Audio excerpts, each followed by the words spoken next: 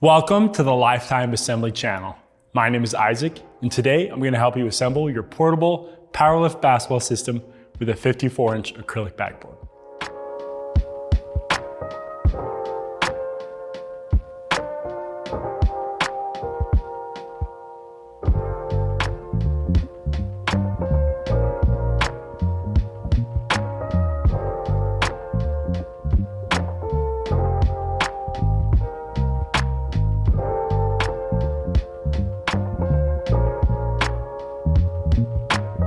Before we get started, make sure the model number of your basketball system is listed in the description below. This video will follow the steps outlined in the assembly manual that comes with your system. So if you've already begun and need help on a specific step, check the description below for a timestamp associated with each step. There are steps in this assembly that require 2 people, so make sure you have at least one other adult available to help. Before we get into the assembly process, let's take a look at the tools you'll need to complete the job. You may want to pause the video now so you can gather the supplies shown on the screen. Also, you may see us use an impact driver. If you decide to use one as well, be careful not to over-torque or over-tighten the hardware. Depending on how you decide to fill the base of your system, you will either need a funnel with 325 pounds of sand or a hose connected to a water source. This video is meant to be a companion to the assembly manual and not a direct replacement. So for the best results, make sure to have the assembly manual on hand as you complete the build. It is also crucial that you refer to the assembly manual to review the safety instructions of this build to prevent serious injury or property damage. All right, let's get started.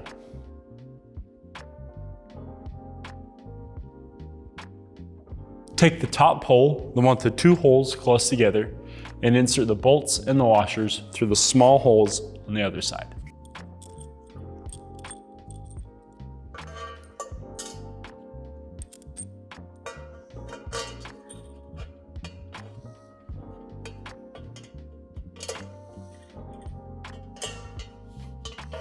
Then add the sleeves onto the bolts. Place the pole bracket oriented like this, and then secure with the nuts.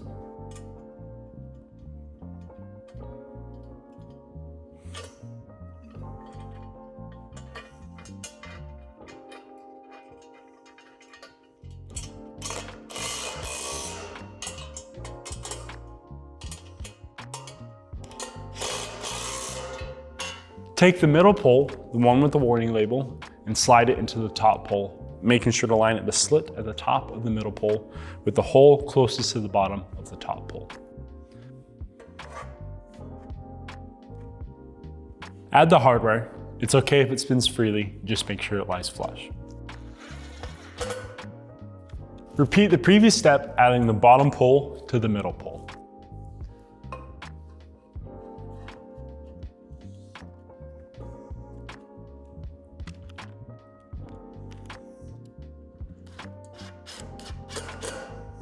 Make sure you've done the previous steps properly, otherwise it'll be extremely difficult to separate the poles after this next step. We're going to seat the poles together by striking each end on a piece of scrap wood or cardboard 5 or 6 times.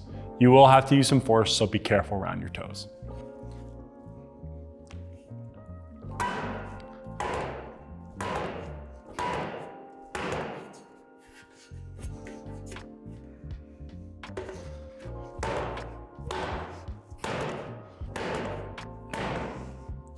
It is important that you complete this step, otherwise your poles could separate during use, causing serious injury or property damage. Now we're going to secure the poles together by inserting a self-tapping screw into the other small holes on the bottom of the poles. These screws are designed to go through the metal underneath.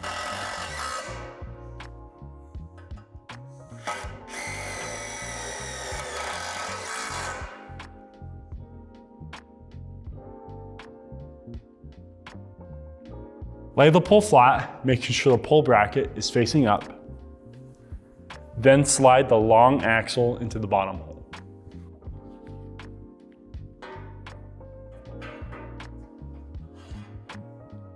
Add a spacer to each side. Then the wheels.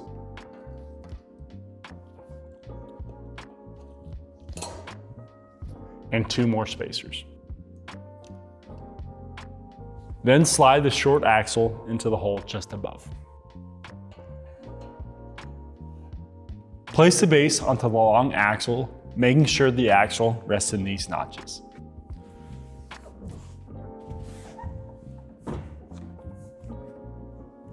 Then rotate the pole up so the short axle rests on these notches.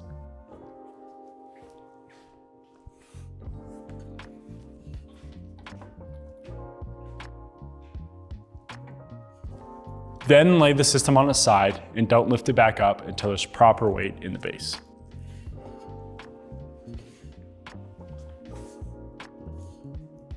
Attach the flat end of a pole brace to the base, making sure to rest the angled end onto the pole, like this. The holes in your base may not be drilled out. For extra help, click this link here to see a video. Only finger tighten this hardware for now. Flip the system over and repeat for the other side.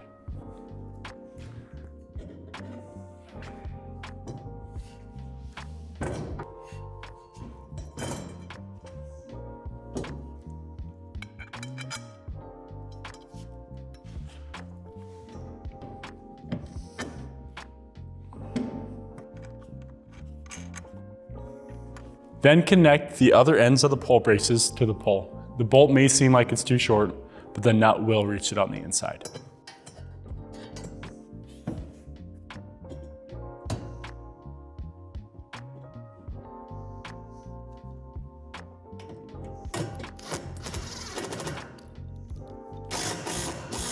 Then go back and tighten the hardware on the other end of the pole braces.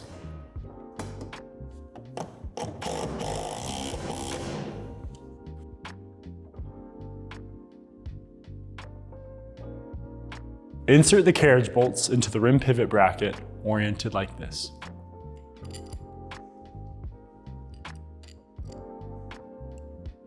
Take the rim axle and a push nut and place it onto one end, oriented like this. Using a 1/2 inch socket, press the push nut down no more than 1/4 inch.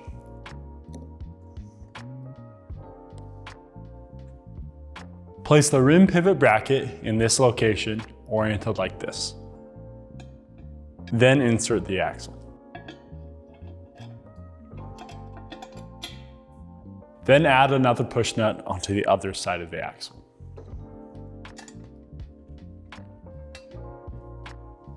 Place the plastic guard onto the rim, oriented like this. Then place the rim onto the front of the backboard, making sure the carriage bolts go through these holes. Then secure with the nuts.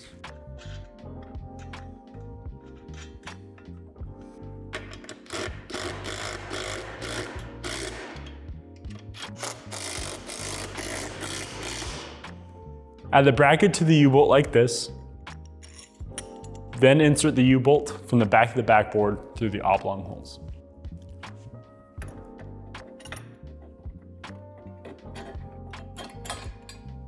Then add the jam nuts all the way down the threads of the U-bolt.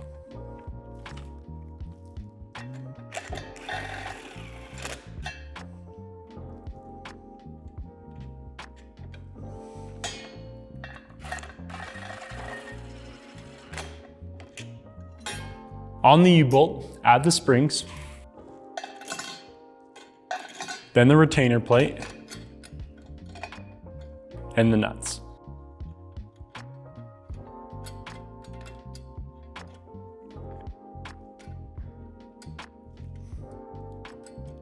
Tighten the nuts until the rim doesn't wobble.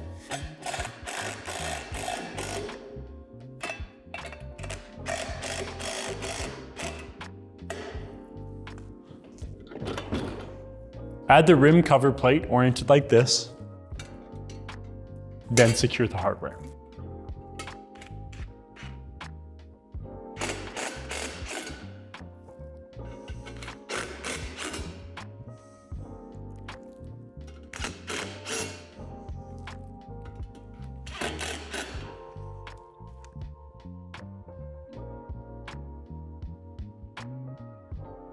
Insert the tie plate into this notch on one of the lower extension arms. Then add the other lower extension arm to the tie plate.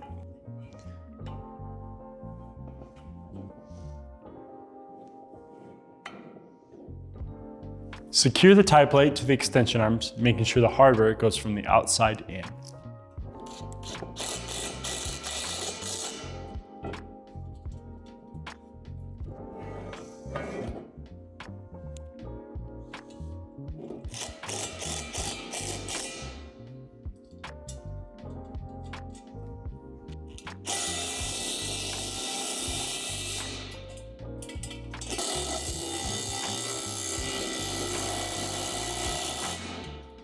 Insert a cap into each end of the lower extension arms.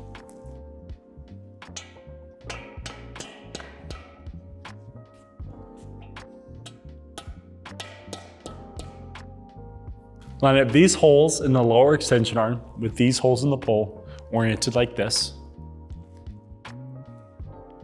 Then secure the hardware, making sure it adds a spacer in between the pole and the arm.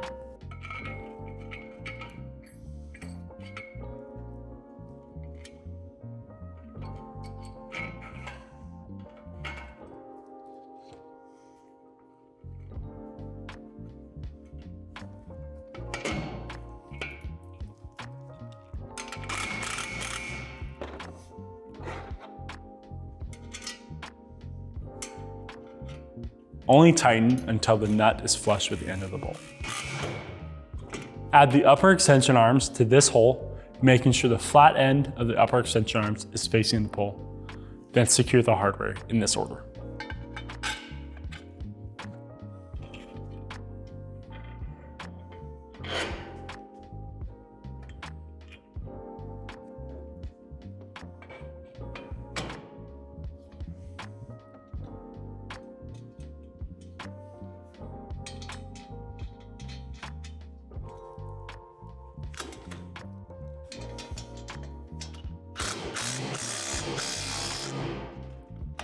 With the help of another person, line up the holes in the lower extension arm with holes in the backboard, and then secure the hardware in this order.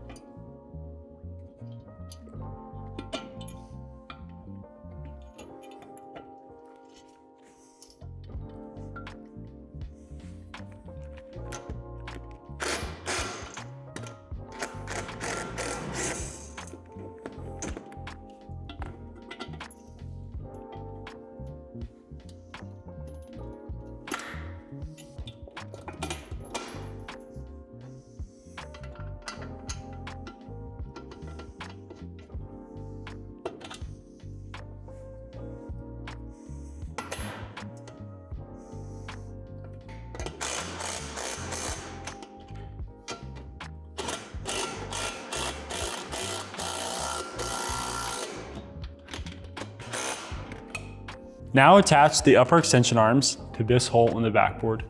You will have to have someone lift the base to get the holes to line up.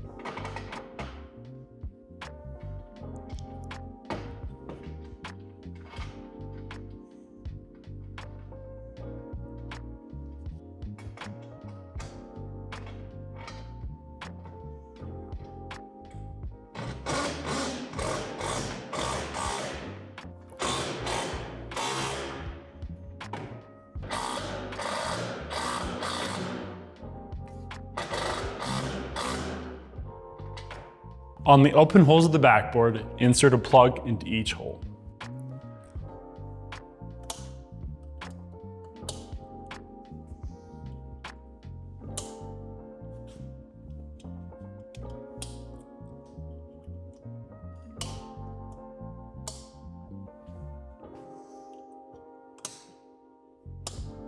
Now add the pole cap to the top of the pole.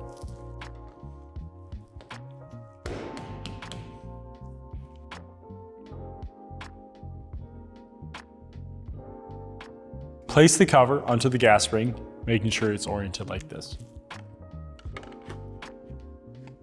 Line the holes in the gas spring and cover with the holes in the pole bracket and secure the hardware.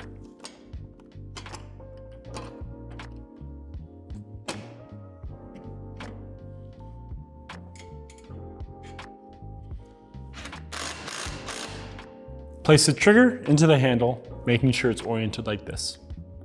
Line up the holes and insert the hardware.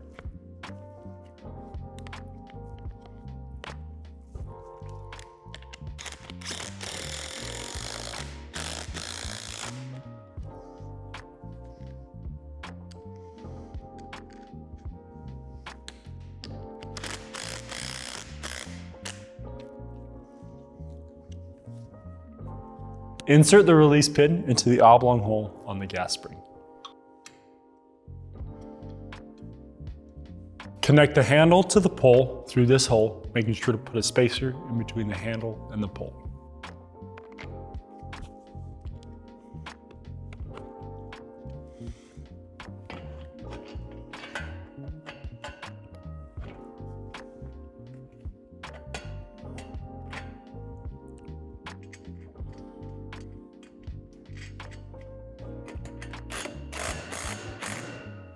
Next, you want to make sure that the release pin is resting in this notch on the trigger. Now insert the hardware through the handle, add a lifter arm, go through the gas spring,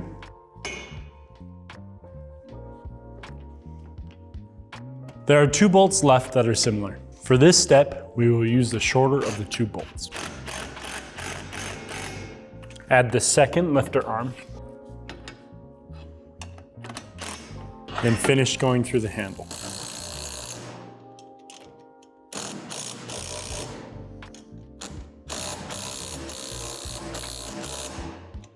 Attach the opposite end of the lifter arms to the lower extension arms.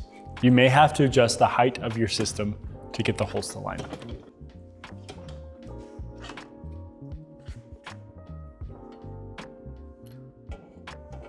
Make sure the lifter arms go on the inside of the extension arms.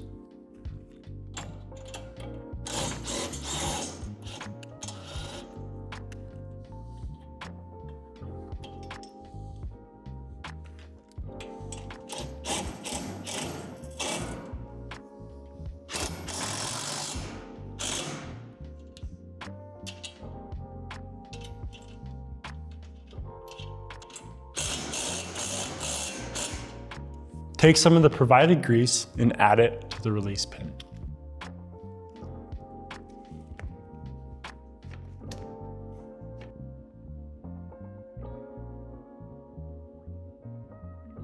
Now remove the plastic film from the backboard.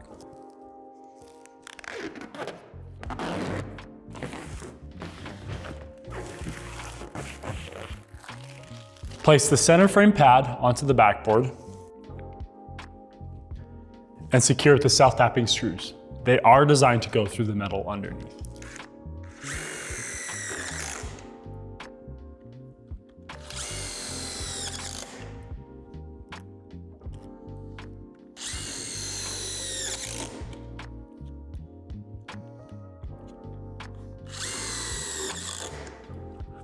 Now add the corner frame pads. Keep in mind, they will overlap the center frame pad.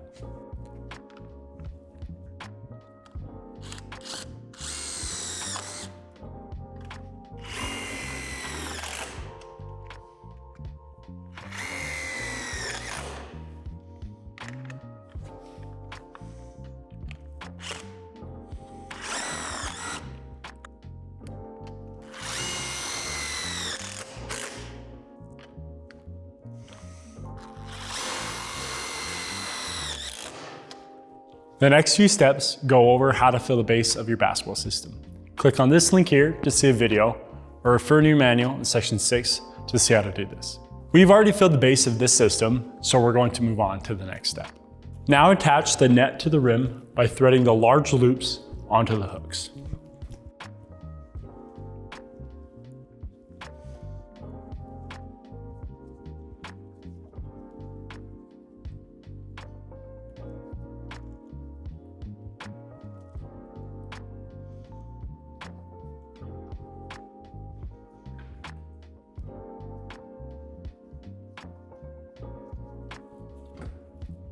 Now raise the system until the rim measures 10 feet away from the playing surface.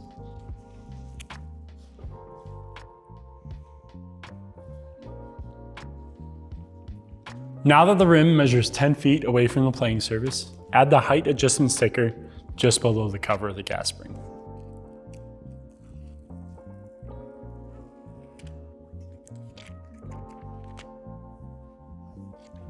Thank you for watching this video on how to assemble your lifetime portable PowerLift basketball system with a 54-inch acrylic backboard. If you found this video helpful, give us a thumbs up. For more content like this, subscribe to our channel. If you have any other questions, please feel free to reach out to our customer service team and check out our other amazing products at lifetime.com.